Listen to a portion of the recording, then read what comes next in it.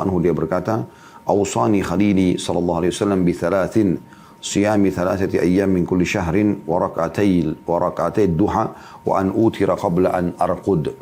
Artinya, kekasihku Muhammad sallallahu alaihi wasallam mewasiatkan kepadaku 3 perkara. Agar aku berpuasa 3 hari setiap bulannya, melaksanakan sholat duha 2 rakaat dan melaksanakan sholat witir sebelum aku tidur. Diriwayatkan oleh Bukhari, Muslim, Abu Daud, Tirmidzi dan juga An-Nasai meriwayatkan dengan riwayat yang senada. Hadis ini kita coba korek mutiaranya teman-teman sekalian. Bagaimana Abu Hurairah radhiyallahu anhu yang bernama Abdurrahman ibn Sakhr, beliau menyebutkan wasiat Nabi SAW yang disampaikan kepada beliau secara khusus. Dan kalau kita istilahkan wasiat berarti sesuatu yang sangat penting. Makanya biasa dikatakan kalau surat-surat penting yang akan disampaikan itu berisi atau dikatakan surat wasiat ya. Maka surat wasiat ini memang penting. Dan ini ada anjuran kita untuk menulis wasiat ya.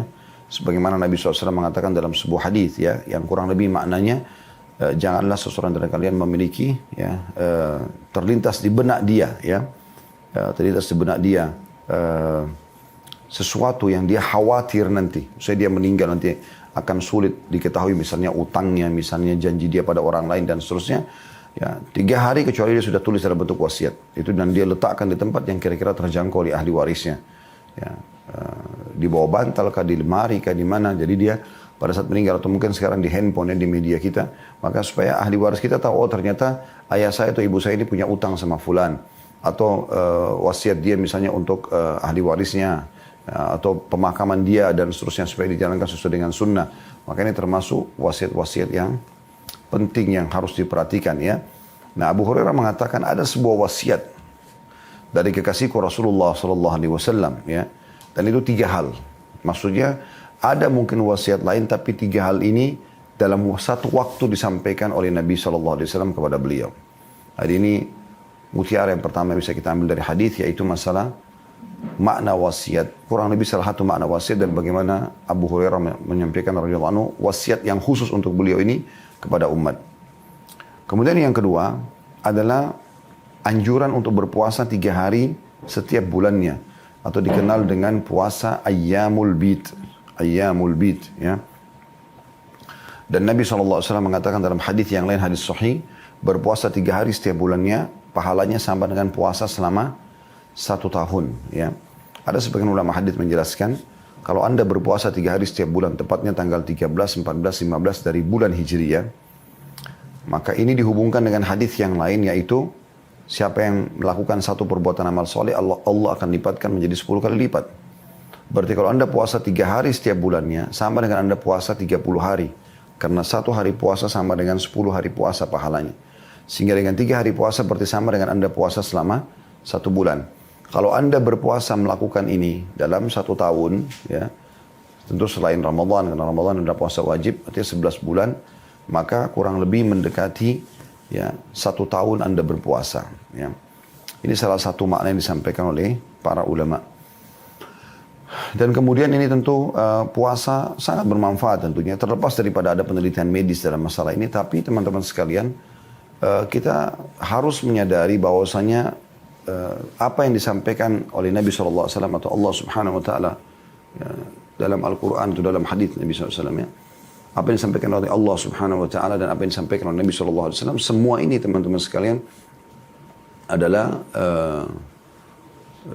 pasti baik buat kehidupan kita, buat kesehatan kita, buat segala-galanya gitu, ya, buat segala-galanya. Jadi bukan hanya sekedar pahala, tapi akan banyak manfaatnya. Saya pernah melihat ada cuplikan dari salah satu dokter di Mesir ya, seingat saya namanya Dr. Abdul Daim, dan beliau sekarang lagi booming, sering mengangkat relevansi antara Al-Quran dengan alam keilmuan ya, atau penemuan apapun yang berhubungan dengan masalah ilmiah di waktu kita sekarang dengan teknologi yang ada tentunya ya. Maka salah satunya tentang puasa 3 hari ini. Jadi ada beberapa penelitian dari orang non-muslim, bukan orang muslim ya. Kalau di pertengahan bulan itu, kalau ada yang berpuasa selama 3 hari ini, itu sangat besar untuk meningkatkan imun tubuh ya, untuk menetralisir darah dan segala macam hal yang berhubungan sama masalah kesehatan. Tentu orang teman-teman medis lebih pantas untuk membahas masalah ini, tapi saya cuma sekedar memberikan gambaran selain ada pahala, apa yang dianjurkan juga ada sangat besar manfaatnya buat kesehatan, gitu kan? Pada tidak kalau dalam 1 bulan Anda mungkin tidak berpuasa, ya, Senin Kamisnya makanan dan minuman terus-menerus masuk ke dalam diri tubuh kita, maka itu akan dibersihkan atau minimal dinetralkan dengan adanya puasa tersebut. Ada hari-hari di mana Anda mengontrol makanan dan minuman yang masuk ke dalam tubuh kita. Ya. Kalau Islam sudah menganjurkan Anda puasa sunnah selain Senin Kamis, berarti sepekan 2 hari ya. Di dalam 7 hari itu Anda punya 2 hari penetralan. Kemudian di tengah-tengah bulan juga ada 3 hari puasa Ayyamul Bid ini. Kemudian mutiara yang ketiga, teman-teman, dari hadis adalah anjuran untuk mengerjakan 2 rakaat sholat duha. Dan ini yang menjadi saksi bahasan kita karena bab kita membahas tentang masalah sholat duha. Ya. Serta ini jumlah minimal dari sholat duha, yaitu 2 rakaat. Ya. Dan ini yang menjadi saksi bahasan kita, serta kedepannya akan cukup banyak keutamaan-keutamaan sholat duha, nanti akan kita dengarkan langsung ya. Jadi saya tidak rincikan sekarang, tapi akan kita dengarkan langsung dari riwayat-riwayat yang ada. Tapi ini mutiara yang ketiga, yaitu anjuran mengerjakan sholat duha dan minimal 2 rakaat. Kemudian mutiara yang keempat adalah dan witir sebelum tidur. Ya, witir sebelum tidur. Di sini ada bahasan para ulama tentang masalah witir ini. Kalau seandainya seseorang itu khawatir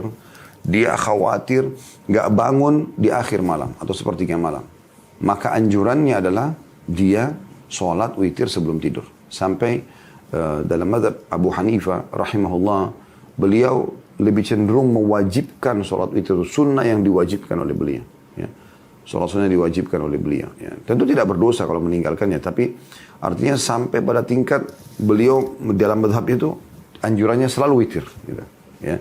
Saking menurut beliau pandangannya hadisnya sangat luar biasa tentang masalah witir ini. Dan itu dianjurkan dilakukan memang sebelum tidur.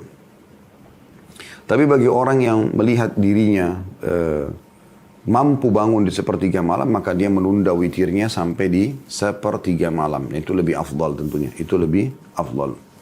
Dan witir ini adalah sholat ganjil. Witir artinya ganjil dan minimal rakaatnya adalah 1 rakaat. Minimal rakaatnya adalah 1 rakaat. Baik, hadis 1B-nya, masih nomor hadis yang sama ya.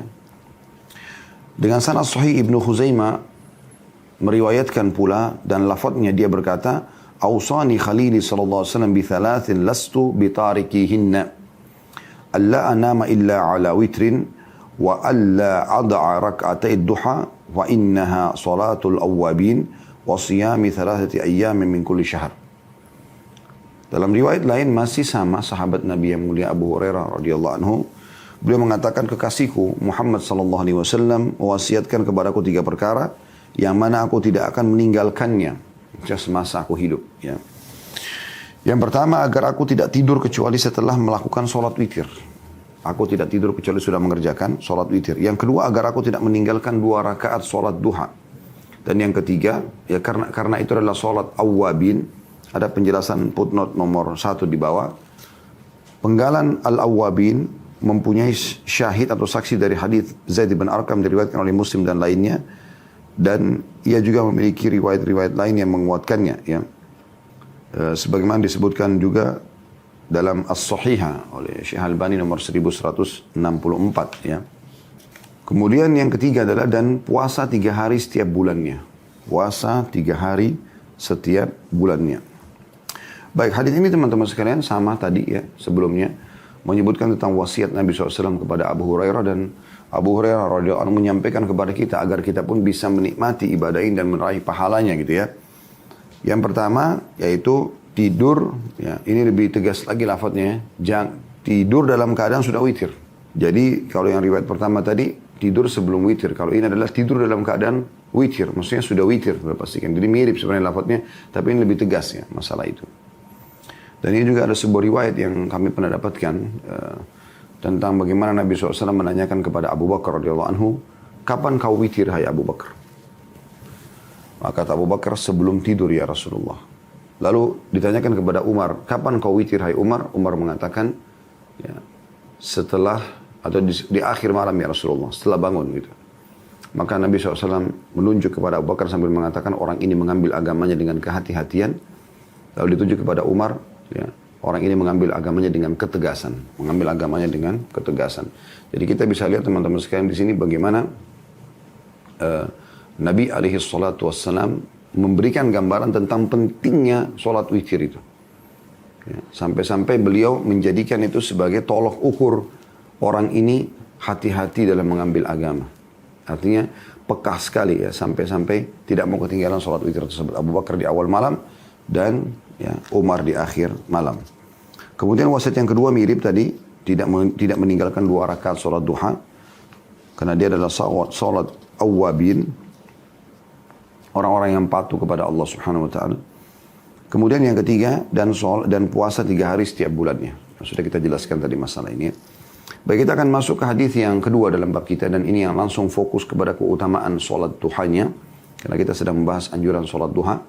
Hadis nomor 665, urutan 2 dalam bab kita dengan sanad sahih dari Abu Dzar radhiyallahu anhu, dari Nabi SAW beliau bersabda, yusbihu ala kulli sulama min ahadikum sadaqah, fa kullu tasbihatin sadaqah, wa kullu tahmidatin sadaqah, wa kullu tahlilatin sadaqah, wa kullu takbiratin sadaqah, wa amrun bil ma'rufi sadaqah, wa nahyun anil munkari sadaqah, wa yujzi'u min dhalika rak'atani yarka'huma minad duha. Setiap persendian salah seorang dari kalian memiliki kewajiban sedekah setiap pagi. Setiap tasbih adalah sedekah, setiap tahmid adalah sedekah, setiap tahlil adalah sedekah, setiap takbir adalah sedekah.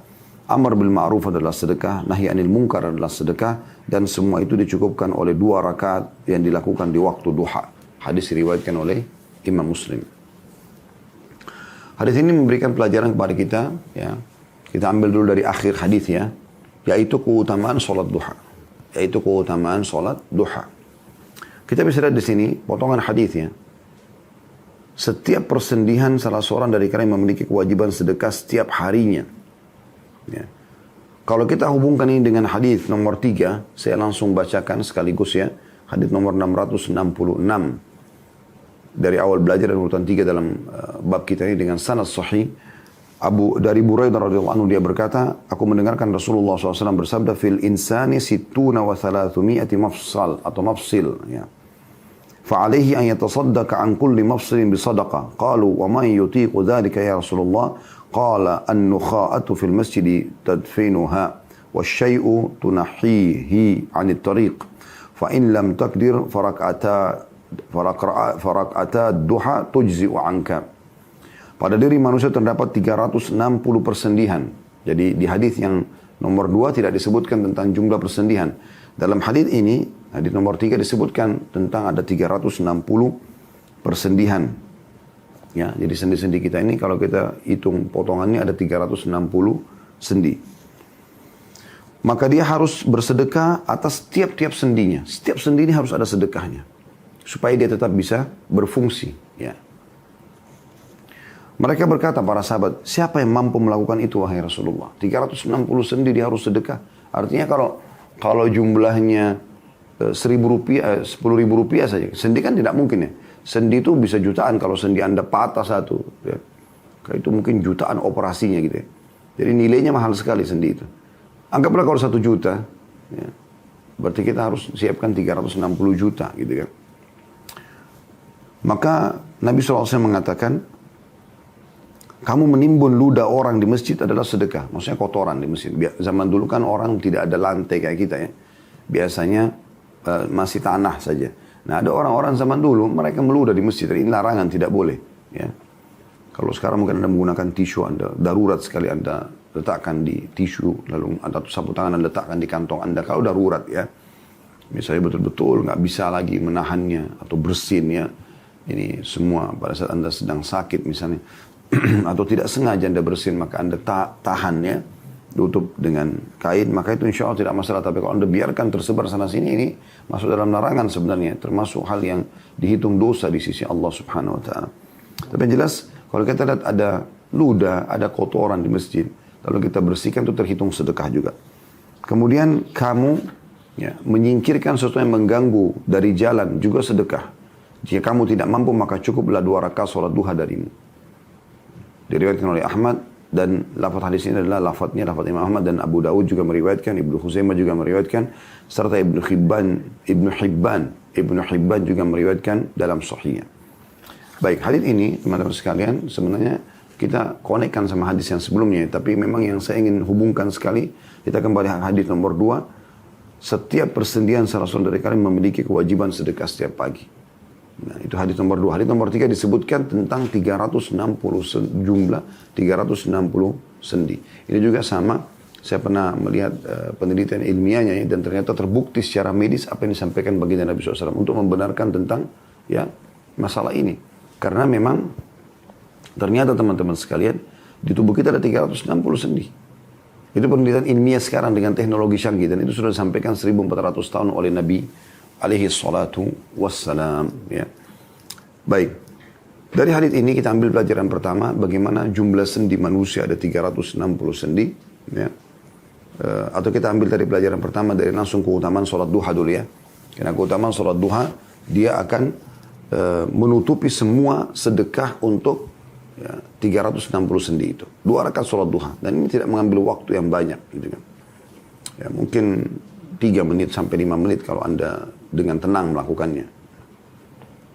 Maka insya Allah pada hari itu diharapkan semua sendi ini sudah terpenuhi sedekahnya. Pelajaran yang kedua, hampir seluruh amal soleh dihitung sedekah untuk sendi-sendi kita. Di sini dirincikan oleh Nabi SAW, ya, setiap tasbih mengucapkan subhanallah adalah sedekah. Setiap tahmid mengucapkan alhamdulillah adalah sedekah. Satu kalinya berarti sama dengan satu kali sedekah untuk sendi. Dan setiap tahlil la ilaha illallah adalah sedekah. Setiap takbir Allahu Akbar adalah sedekah. Jadi kalau Anda baca subhanallah, alhamdulillah, wa la ilaha illallah, Allahu Akbar, maka Anda sudah memiliki 4 sendi Anda sudah disedekahkan. Yang Anda lipat gandakan kalau ini mau dihitung tentang masalah ini ya. Tentu tanpa, kalaupun kita sudah sholat duha kan sudah terpenuhi 360 sendi itu. Tetapi ini ada pahalanya ya, bukan tidak ada pahalanya. Bukan cuma sekedar fungsi untuk bersedekah untuk sendi-sendi tersebut, tapi memang ini akan ada pahala tersendiri. Kemudian juga dikatakan dan amr bil ma'ruf, menyeru pada kebenaran, kebaikan, juga dihitung sedekah. Misalnya ada nasihatin orang, mengajak orang untuk sholat, untuk zikir, untuk berdoa, untuk bakti sama orang tua dan seterusnya. Melarang dari kemungkaran, mungkar semua yang agama larang juga sedekah. Apapun itu, Anda nasihatin orang yang sedang salah. Ada orang merokok di jalan dan nasihatin, ada orang terbuka auratnya dan nasihatin. Ya, ini semua terhitung jenis-jenis amal yang bisa dihitung sedekah. Selain nilai pahalanya ada ya, dihitung sedekah untuk sendi-sendi kita. Ini kurang lebih ada disebutkan ya 6 jenis amal. Zikir, subhanallah, alhamdulillah, wa la ilaha illallah, Allah Akbar. Ini sudah 4, masing-masing sedekah. Menyuruh pada kebaikan sedekah, sudah 5. Melarang dari kemungkaran juga sedekah, sudah 6. Di hadis tadi nomor 3, ditambahkan yang ketujuh adalah menutupi ludah yang ada di masjid. Orang meludah sembarangan lalu kita bersihkan. Ataupun kotoran secara umum. Ya. Kemudian juga yang ke-8 ditambahkan di sini adalah memindahkan sesuatu yang mengganggu orang lain di jalan. Duri kah, batu kah, potongan kayu kah, yang kira-kira kalau orang lewat maka bisa berbahaya atau mengganggu mereka. Ini juga termasuk hal yang sangat ditekankan sekali, ya, sangat ditekankan sekali. Ya. Ada sebuah hadis yang berbunyi kata Nabi SAW, aku diperlihatkan salah satu dari umatku yang menikmati surganya, gitu kan. Fasilitas surga yang ada hanya karena pernah memindahkan sesuatu yang berbahaya dari jalanan yang bisa mengganggu orang lain. Ya. Maka itu punya keutamaan tersendiri dalam amal ini. Dan kata Nabi SAW, iman itu sekian 60 sekian tingkatan, yang tertinggi la ilaha illallah dan yang paling terendah adalah memindahkan sesuatu yang berbahaya dari jalan. Jadi kalau Anda lihat ada batu yang kira-kira batu ini nanti kalau diinjak oleh mobil atau motor malah bisa terlempar dan kena rumah orang atau terkena orang lain, Anda berhenti sebentar, pindahkan itu ya. Atau Anda mungkin potongan kayu atau ada duri ya. Ini adalah ibadah dan bagian daripada tanda-tanda keimanan, dan ini ciri khas kaum muslimin. Baik, jadi hadis ini teman-teman kita ambil keutamaan yang pertama yaitu tentang sholat duha, keutamaan sholat duha. Karena dia bisa menutupi 360 sendi sedekah untuk itu. Yang kedua, adanya atau setiap amal-amal dari zikir kepada Allah SWT, seperti mengucapkan subhanallah tadi, alhamdulillah, wa la ilaha illallah, Allahu akbar. Kemudian menyuruh pada kebaikan, melarang kemungkaran, membersihkan kotoran dari masjid.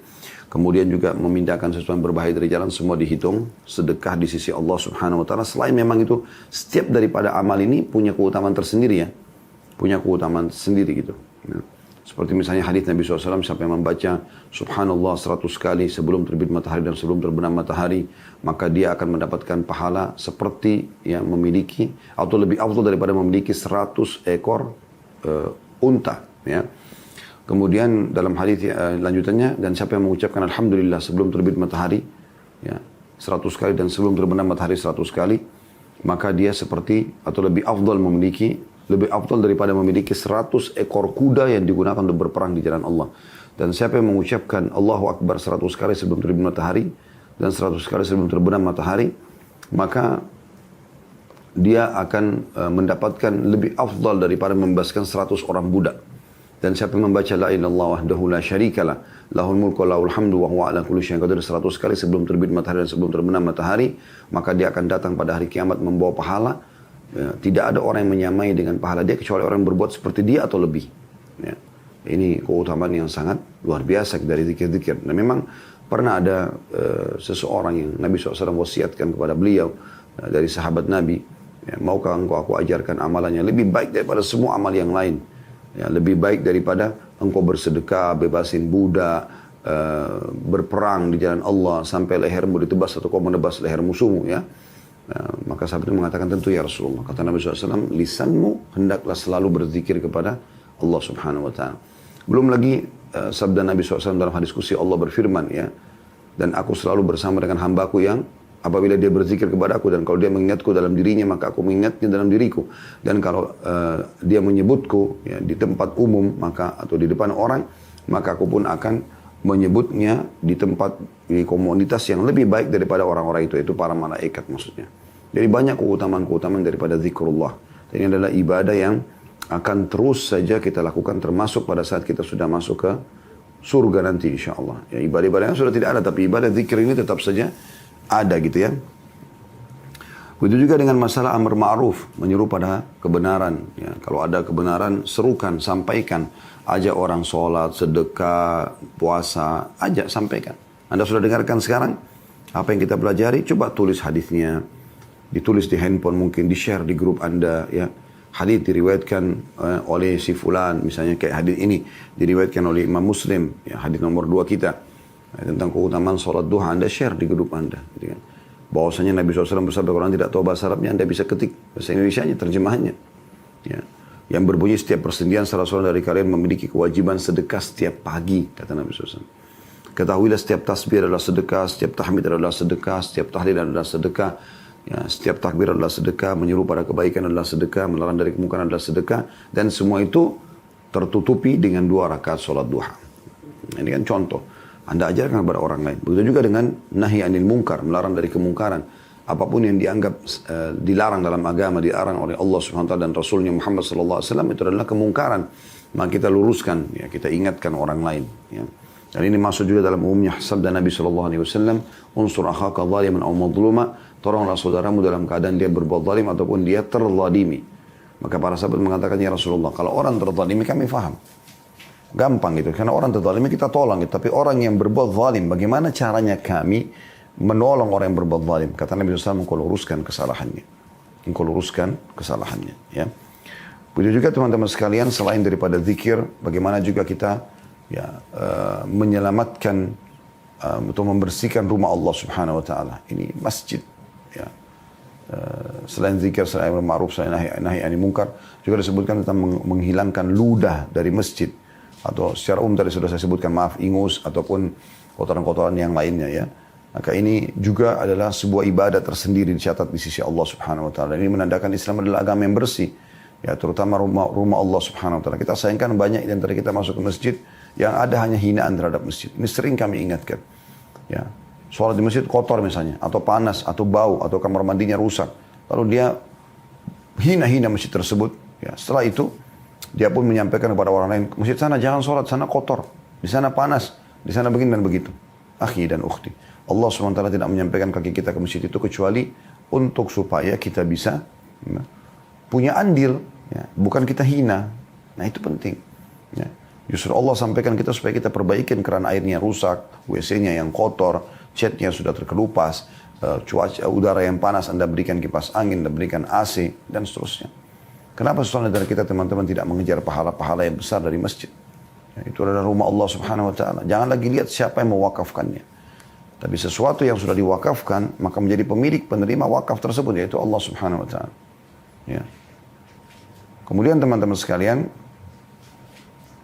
juga tentang masalah memindahkan sesuatu yang berbahaya bagi orang di jalan. Nah ini juga hal yang perlu diperhatikan karena banyak di antara kaum muslimin tidak perhatian dengan masalah ini. Padahal ini penting sekali, ya. Ini penting sekali untuk supaya jangan kita peduli terhadap diri kita sendiri. Kebanyakan saya lihat kalau ada apa-apa di jalan, batu kah, kayu kah, itu orang cuma menghindar.